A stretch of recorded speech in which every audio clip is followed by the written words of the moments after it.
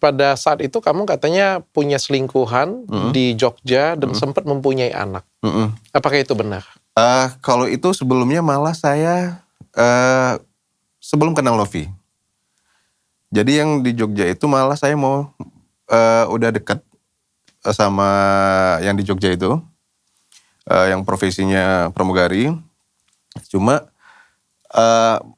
malah Novi yang ganggu hubungan saya sebelumnya sama pramugari itu, Dok. Saya udah deket duluan gitu loh.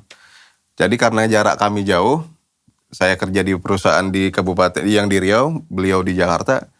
Jadi itulah buat hubungan kami nggak terlalu. Jadi akhirnya Novi dekatin saya pas saat itu. Jadi akhirnya kalau untuk saya punya anak, enggak lah, Dok. Gitu. Itu anak kamu bukan? Bukan. Kamu yakin dengan kata-kata kamu ya? Yakin, Dok. Oke. Jerry, saya pengen tanya.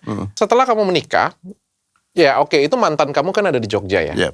Tapi apakah setelah kamu menikah, kamu ada hubungan dengan wanita yang ada di Jogja itu? Setelah menikah? Setelah menikah nggak ada, Dok. Yakin? Yakin. Terus kenapa kamu harus memindahkan wanita ke Jogja itu ke Pekanbaru dan membawa anak itu ke Pekanbaru? Kalau pas saat itu... Sebagai apa? Yang mana, Dok? Bahkan kamu memasukkan ke dalam rumah kamu katanya. Karena saya merasa, kalau dulu saya merasa sebagai teman. Saya komunikasi saya sama mantan saya yang di Jogja itu komunikasi saya bagus, Dok. Jadi saya nganggap sebagai teman aja.